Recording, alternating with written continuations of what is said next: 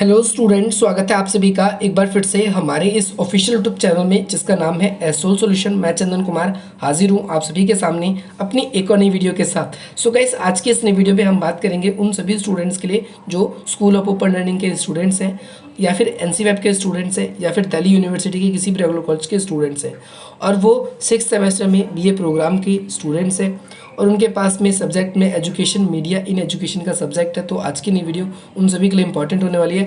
आज हम बात करेंगे एक इंपॉर्टेंट टॉपिक की, जो कि सूचनाओं के स्रोत। तो सूचनाओं के स्रोत क्या है, इसके कितने प्रकार है, इसका वर्णन कीजिए। तो चलिए ज़्यादा देर न करते आज की अपनी इस वीडियो को हम स्टार्ट करते हैं। तो भाई, सूचना सबसे पहले कहते किसको है, तो सूचना के स्रोत यानी सोर्स स्रोत को क्या बोलते हैं, सोर्स। और सूचना क्या है, एक तरीके से इंफॉर्मेशन। तो जो भी इंफॉर्मेशन हम तक जिस भी जरिए से आती है वो सूचना का स्रोत कहलाती है। तो इसे कितने प्रकार में बांटा गया है, तो हम इस सबको बारे में डिटेल वाइज बात करते हैं। सबसे पहले सूचना के स्रोत है क्या, तो जिन स्रोतों से हमें सूचनाएं प्राप्त होती है, वो सभी जरिए जिनसे हमें सूचनाएं मिलती है, हम सूचनाओं को ग्रहण करते हैं, उन्हें सूचना का स्रोत कहा जाता है। इसके अंतर्गत हम क्या देखते हैं, प्रलेख, मानव और संस्था के अतिरिक्त जनसंपर्क तथा रेडियो और टेलीविजन शामिल होते हैं। तो सूचना के अंदर कौन कौन से सोर्स शामिल है, आपको ये पता चल गया। तो जो सूचना है वो है क्या, तो सूचना साझा करने में सबसे महत्वपूर्ण औपचारिक रूप है। सूचना क्या है, साझा करने का सबसे औपचारिक रूप कौन कौन सा है, कि आप व्यक्तिगत रूप से किसी से संप्रेषण कर लें, आप अपनी बातें किसी को इन्फॉर्म करना चाहते हो तो खुद बता दें, सबसे पहला तरीका है। दूसरा तरीका जिसमें अपने विचारों को, अपनी इच्छाओं को एक दूसरे के सामने रख सकते हैं। अपने विचारों को हम दूसरों के सामने, इच्छाओं के सामने हम प्रकट कर सकते हैं, है ना। लोग कई तरीके से संचार करते हैं, उदाहरण के लिए बातचीत के जरिए, पत्र के जरिए, टेलीफोन के जरिए, इंटरनेट के माध्यम से दुनिया भर के लोग अपने विचारों को व्यक्त करते हैं, अपने विचारों को आप तक पहुंचाते हैं, आप अपने विचारों को उन तक पहुंचाते हैं। आपस में विचारों का जो ये आदान प्रदान है, ये सूचना या इन्फॉर्मेशन का ही आदान प्रदान है।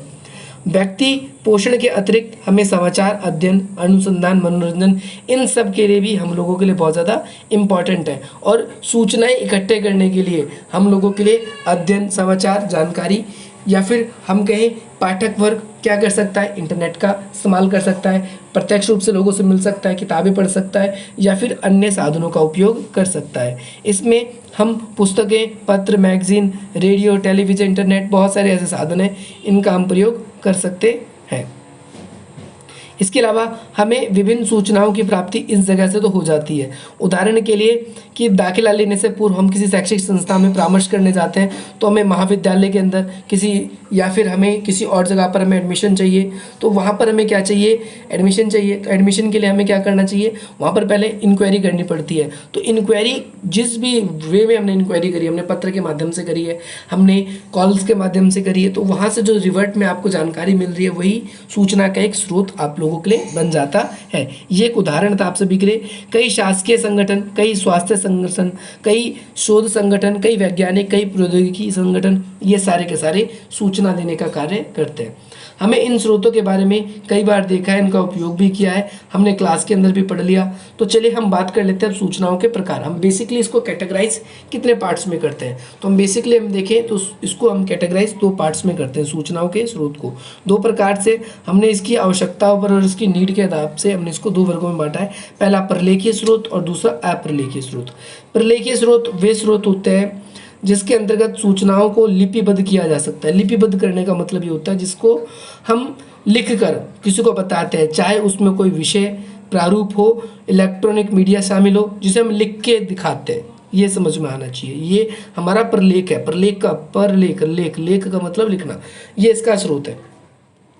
और सेकंड नंबर पे आप सभी का आ जाता है प्रलेख स्रोत के अंदर प्रारूप अनुसार। तो हम प्रारूप अनुसार इन दोनों के बारे में भी हम बात कर लेते हैं।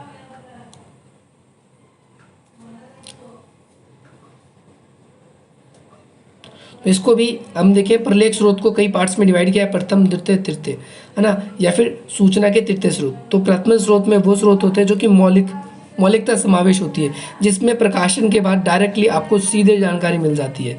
दूसरे नंबर पे सेकेंडरी वो होती है जिसके बारे में जिसने किसी ने पढ़ा और फिर आपको वो जानकारी दे रहा है, तो वो सेकेंडरी में आएगा। और इन शॉर्ट में मैं बात करूँ थर्ड के बारे में, तो किसी व्यक्ति ने सुना और उसने किसी, जैसे फॉर एग्जांपल हम न्यूज़ देख रहे थे, हमने न्यूज़ को सुना कि भाई यहाँ रूस और यूक्रेन का युद्ध चल रहा है, तो हमें पता चल गया।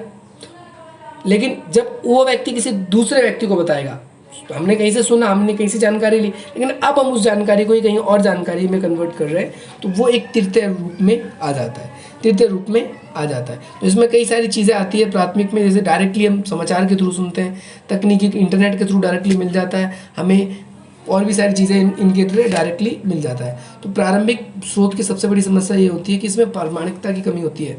प्रामाणिकता की कमी का मतलब ये है कि इसमें जो पहली न्यूज़ हमें मिल रही है वो पूरी तरीके से तथ्य आधारित है भी या नहीं, हमें बस वो खबर मिल गई है। लेकिन जब कोई सेकंड व्यक्ति आपको बताता है, दूसरा प्रकार होता है, दूसरा स्रोत जो होता है, उसके अंदर ही हम ये देखते हैं कि सेकंड व्यक्ति ने उस चीज़ को विजुअलाइज किया होता है, और उसी के बिहाफ पे, अच्छी तरीके से स्टडीज़ के बिहाफ पर वो आप लोगों को फिर उसके बारे में नई इन्फॉर्मेशन प्रदान करता है। तो पहले में तथ्य के अंदर हम देखते हैं कि भरोसे की या योजनाओं की कमी होती है।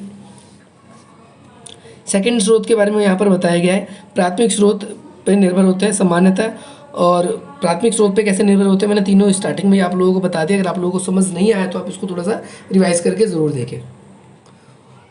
तो ये कुछ बातें थी जिसमें हम देखते हैं कि स्रोत जो है वो कितने प्रकार के होते हैं, कितने प्रकार के। तो प्रलेखीय स्रोत हो गए, लेकिन अप्रलेखीय स्रोत कौन कौन से होते हैं, ज़रा उसके बारे में भी हम बात कर लेते हैं।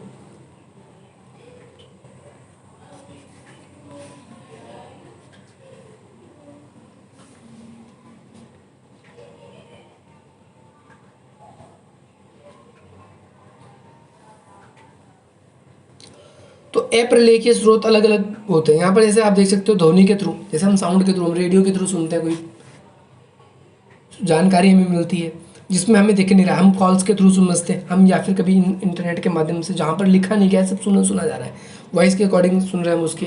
तो ये दूसरा सोर्स के रूप में आ जाता है। होपफुली आप लोगों को ये भी क्लियर हो गया होगा, और आज की इस नई वीडियो से आप सभी को बहुत वैल्यू मिली होगी। इसी प्रकार की इंटरेस्टिंग वीडियोस पाने के लिए आप हमारी वीडियो को लाइक करें, अधिक से अधिक मित्रों तक शेयर करें, और हमारे चैनल को सब्सक्राइब करें। आपकी स्क्रीन पर ये नंबर शो हो रहा है, इस नंबर के थ्रू आप हमसे जुड़ सकते हैं।